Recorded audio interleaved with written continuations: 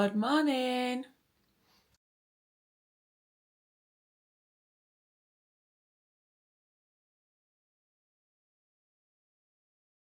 I haven't had this brekkie in a very long time, but I feel like today is a day where it's necessary. Liam's just having his fucking weird ass oats. How weird do you mean, like putting them in the microwave and putting it on top? That's a nice start. Yeah, but he has them like brick. I made him too watery once and he fucking nearly killed me.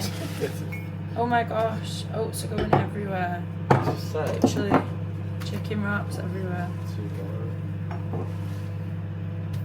Right, I won't be able to eat all of them, but it's fine.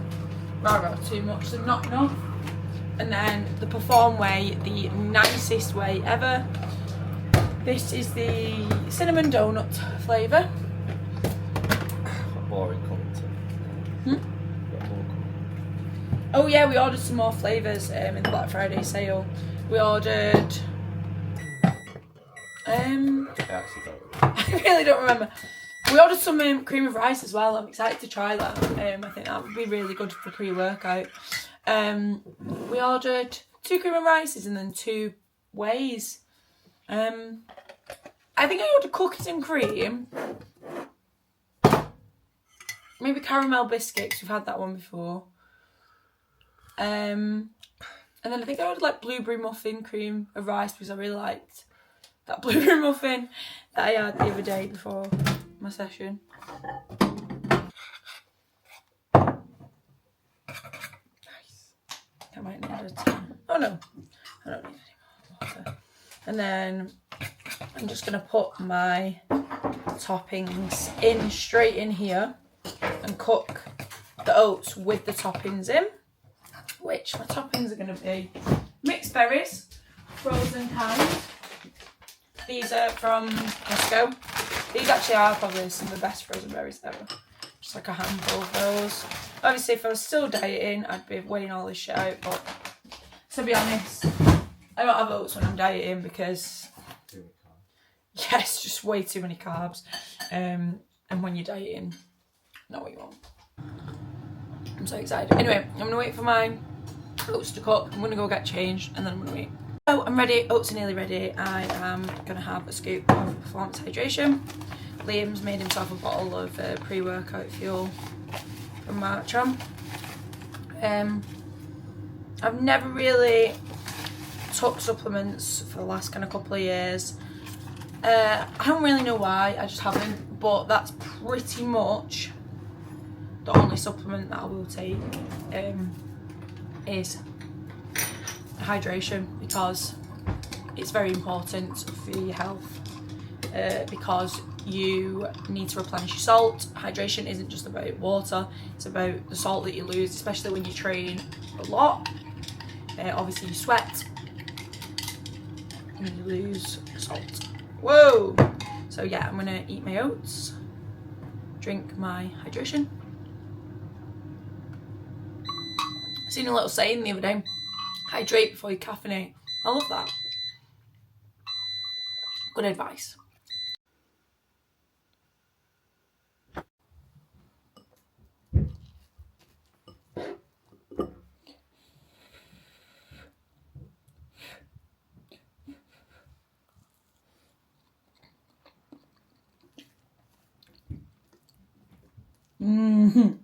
So good. Literally look at all the jam, Nutella.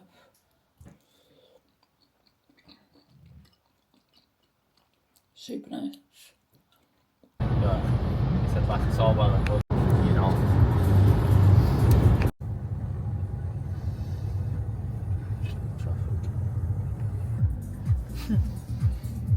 So yeah, we're 12 minutes away. We'll literally be like bang on time, so I just said like I hope it's easy to find once we're there and parked up and stuff. We've literally just pulled up. We're just finding somewhere to park now and then we just need to walk across the road. Just said to Liam then I'm gonna have to explain I've not been on the piss. I just did a photo shoot yesterday because I look like an absolute not right. But anyway, we're just walking there now. Just across this road.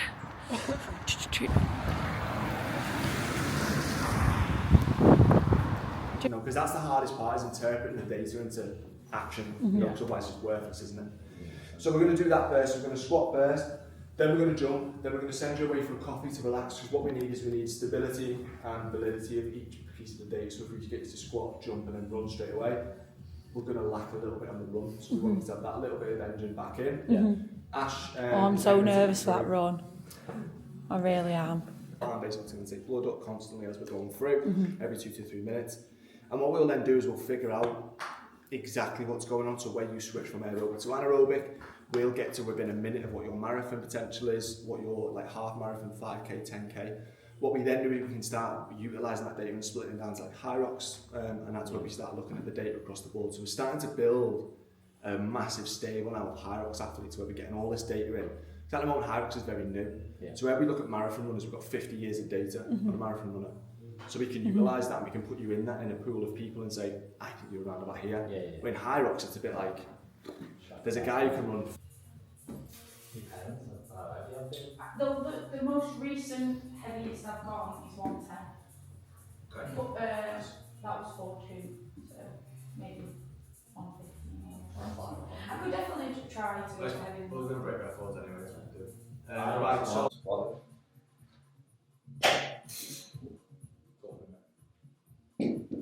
that's alright, I'm racking it.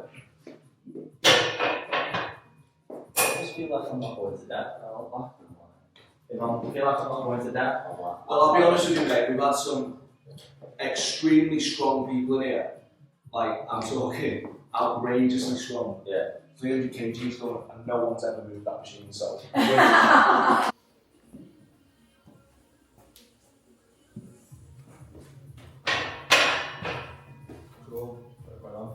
Speed or like force? Everything. So we've got forces, we've got speed, it's got direction, we've got offloading, so it captures everything onto the bar. That's why even putting the collars on is like unique for it.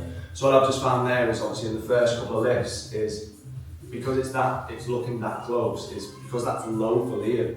That's almost a lift for Liam, that costs energy. So you're trying to extract that piece of energy. Obviously, if there's 200 on the bar, and just by you going from that costs something. Everything costs something, so it'll tell you how many calories you burn and everything. So what, it'll tell you like the cost of the squat, kind basically, of, like how much pressure that puts on your body. Yeah. Alright, that's cool. So even if it was like my 1 rep max, but it wasn't looking like I was actually putting max effort into it. Yeah, we'll tell you in live and we'll get back on. Yeah. Nice.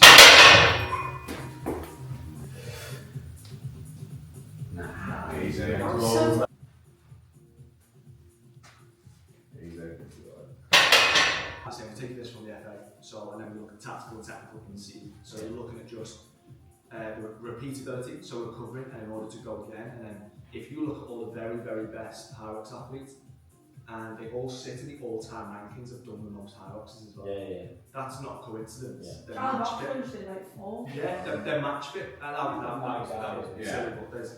You said you were like, it's going to be 4. Yeah. Well, the first one we mentioned earlier, if he gets injured, it's like, now what? Yeah, it's like, now where are you going to go from here? So repeatability is really, really key. So when we said at the start, we was like, get as many as you possibly can. Even if you break it down into A and B races, it's the same as what marathon runners do, and long distance runners, split it up like that. But match fit is so key in these games. Like, right, let's go in 75 on there. Yeah. Nice. Strong. Loads left in that. No, you haven't changed since like 130 kg. I'm going to be here all week. I know, we could be here all day. Nice, lovely.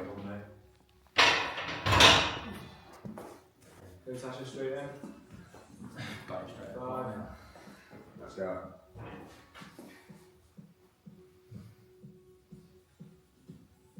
Nice.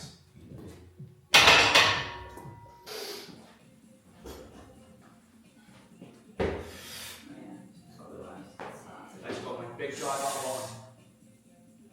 Come on, Drive. Yes, mate, well done. One more end of the morning. That's it, you bring every single muscle in.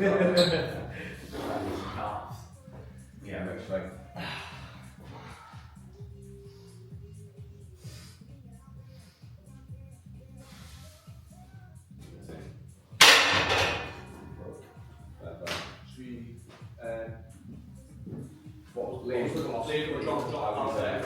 This is more intervention than anything else. It's not I can't do a lot. Yeah, I could have gone on forever. Yeah. We just haven't got time. Just got all of this. Yeah.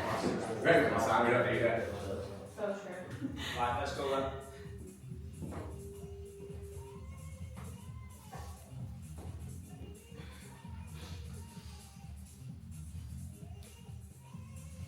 Nice. My heels did that thing. Like it was easy, but I felt my feet were like off the floor. Drive. Easy. Tash, do you know what you weigh? Yeah, 64.8 yesterday. Are they those scales, aren't they? Yeah. Really well, I've got them. We've just got an in-body one, but It's all cute. Yeah. Practical slightly. Yeah. Let's go. Come on. You won't believe. So. Drive. Nice. Okay, so. Okay, stay with it throughout. And I'm just going to bend and then take off it. it feels It's slower. just sticky. Squat down to about 90 degrees-ish, alright, it's not super strict, just don't stay down there, it's a counter movement jump, alright, so you go down and straight back out of it. As hard and aggressive as possible, try and get your head through the ceiling, if you hit your head on the ceiling, there's 50 quid in it for you. 90 degrees-ish, yeah. Okay, so, hands on hips, remember stay on hips throughout so you don't come off, ready you on.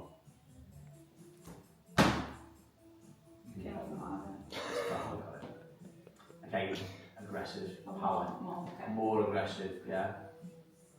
Weight, okay, hands on the hips, stay on the hips, nice aggressive, off you go, really. That's better. Good, that was better. Okay. 2 more, hands on hips, stay on the hips, nice and aggressive, and off we go. Nice. Good. Okay, and the last one, hands on hips, stay on the hips, and ready when you are. Good.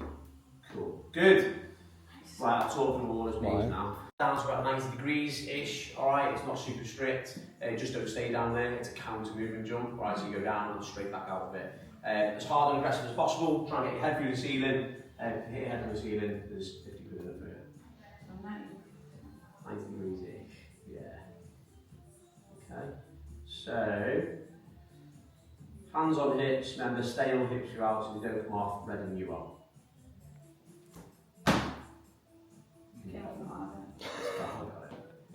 Okay, aggressive, power, more aggressive, yeah. Weight, okay, hands on the hips, stay on the hips, nice aggressive, off you go, really. That's better. Good, that was better. Okay. 2 more, hands on hips, stay on the hips, nice and aggressive, and off we go. Nice. Good. Okay, and the last one, hands on hips, stay on the hips, and ready when you are. Good. Cool. Good. Right, I'll talk from all those means now. That's it. So you're built more towards and have a predisposition towards kind of ATP type energy systems, right? So the short bursts, which again further concerns me, you should be taking creatine, right? If you're reliant on that system, get it in, okay, we'll come to that in a second. And then for you, you're obviously type 1 muscle fibre, aerobic predominantly based. So it'll be interesting to see your lactate as well, side by side. So, and with specificity and coming towards what you're good at, you'll both probably tend to train what you feel comfortable with, alright?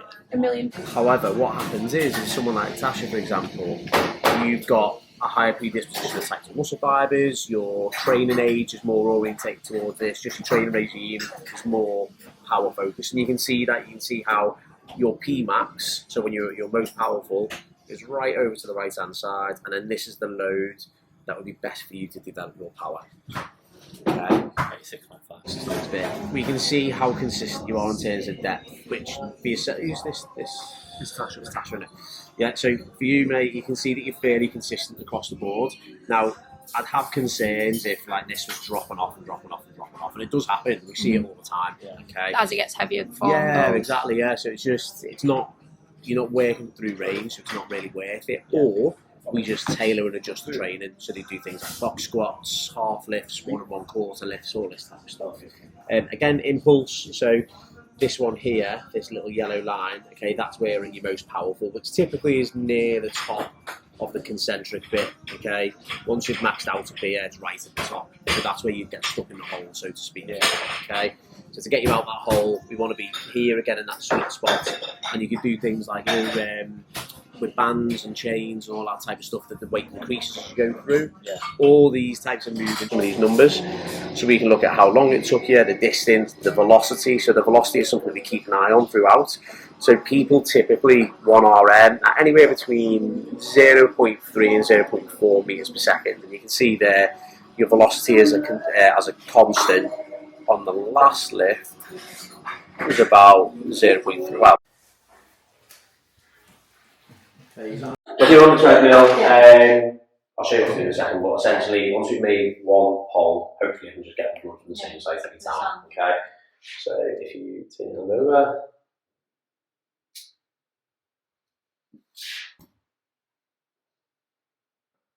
you bleed alright.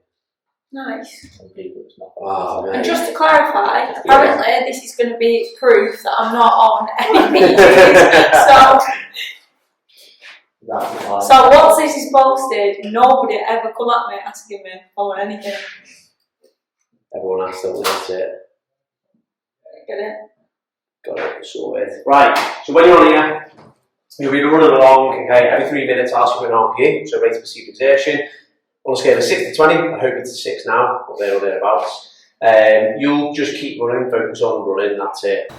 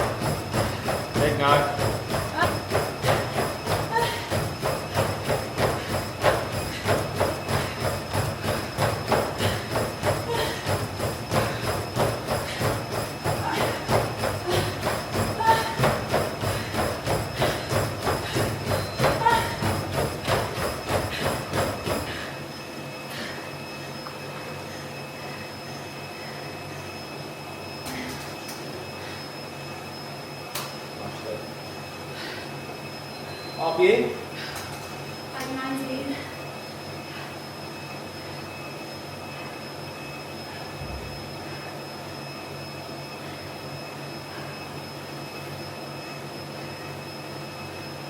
The speed, probably like 17 more. But that dip length.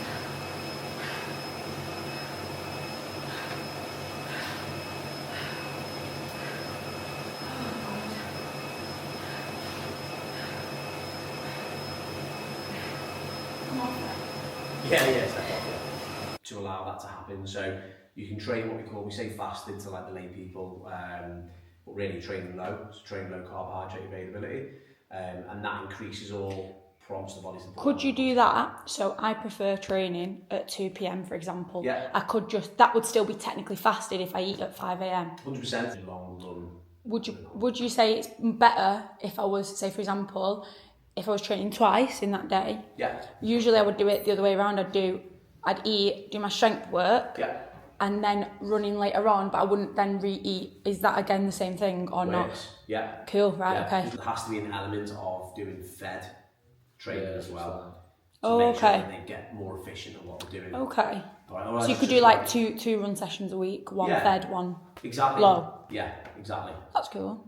So yeah, so I could eat, do strength work, and then by the time you're doing your running in the evening or whatever, it'd be then fasted again. Because there's different ways to manipulate. Like, That's the thing, I would never train in the morning, first thing ever. It makes you feel ill.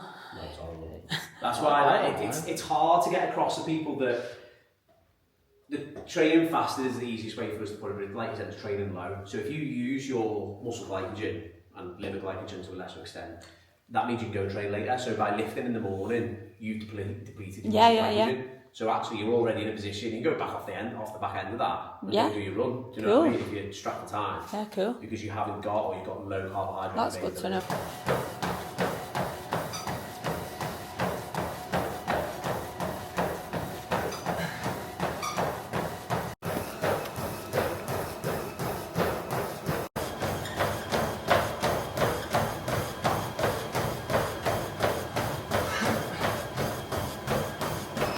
Now 16.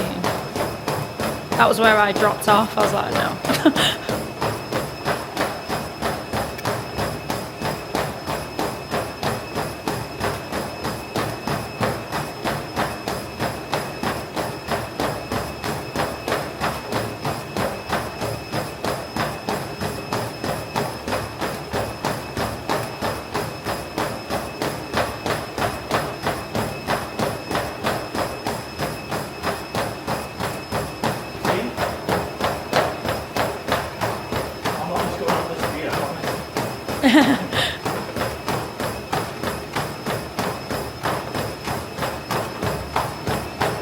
Come on, lad.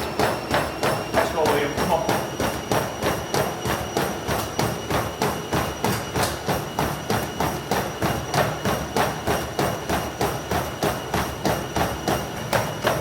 Come on, Liam, let's go. Last push. Last push, Bab. Come on. Let's go, Liam. Come on. That's it. Come on, Liam.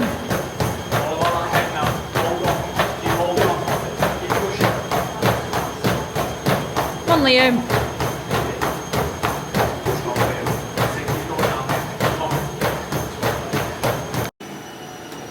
Smashed it, Liam. Well done. I'll be in.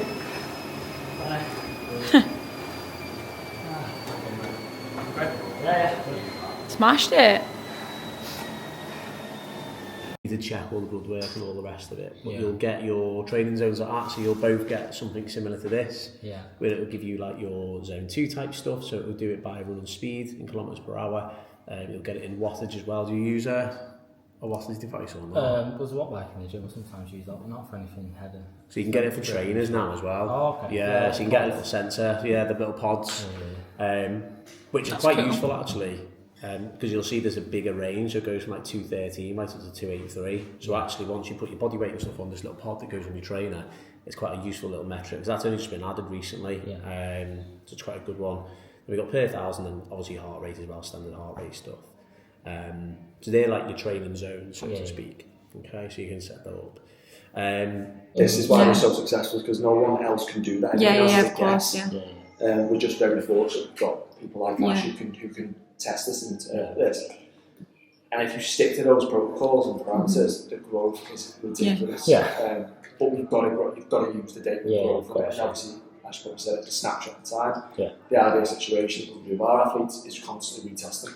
So reevaluate and then go again and again and again. What is, like, in summary, like the differences between like me and Liam? Do you know what I mean? Yeah, so the difference is... So obviously we're completely different backgrounds. I think it's interesting what actually are the differences like in our performance, physiology, results, etc. Do you know what I mean? So the main differences or standout differences are from like a strength and power output basis. Okay, so obviously you've got a better strength foundation, improved power output, and then if we were to switch yours then into the cardiorespiratory type fitness, that's where then Liam comes forward, and you can see that he has a stronger aerobic base, so it takes a lot longer for his lactate accumulation to take place and to switch anaerobic. However, you deal with the anaerobic side better because you're from that background, whereas Liam, you don't deal with the anaerobic side as well. So I actually was in anaerobic for longer. You were anaerobic for longer. Okay, cool. That's cool. Yeah. Yeah, no. So that's why, again, you said before, doubles is better. I'm better in doubles because, again, 10 seconds rest. But then I feel like when you and Liam do it, you're so good at doubles because it gets to all the way through the end and you're probably not even in an anaerobic, you're just chilling so still when we- because you're getting that rest, I you're do more always chilling. rotations. He has less to do, but he doesn't fast. Yeah. So it'd be actually interesting if you had somebody that was miles faster than you, how that would differ in a doubles. Yeah. But in a Hyrox, I don't feel like I'm running a lot. I probably am, but like RPE wise, I don't feel like I'm in a That's what I mean, Even yeah. on Friday, I didn't feel. Again, because you can't push. If you could push that anaerobic a bit more, maybe you could get that like smidge faster. I think. Yeah. That's what it is now for you. It's like that, them smidges. And we're done. So obviously, hopefully, you would have got a little bit of an insight on what was going on. A lot of it was obviously explained as we were doing it, and obviously they give us a little bit of a summary at the end. But hopefully, it's insightful to see. And obviously, if you want to get something like that done similar, we just had it done at the RedOn Performance Centre, which is in, well, not Liverpool, it's Sefton, Liverpool area. It took 3 hours for the both of us, and yeah, that's pretty much it. You got anything to say? It's just well worth doing, isn't it? If you've never. If you are trying to take performance a little bit more seriously as well, so you don't have to be like an athlete or anything like that, but if you are trying to get into performance and you want to know where to obviously work on, because I think especially when you do get a little bit better, not that like I'm the best or anything, but just as you get better it becomes a bit more, it can't be guesswork anymore, it has to be more strategized to how you improve. You can't just keep doing your training exactly the same and expecting to get better in all areas, which we found that obviously I need to work on my higher rep ranges. I definitely need to work on obviously trying to build up length that I'm running at, and he's given us a lot of ideas on how to do that. So thank you so much for joining us in this vlog. Hopefully it was a little bit insightful and you enjoyed it. You remembering. And like and subscribe and join us for the next video. Mwah! Home time now.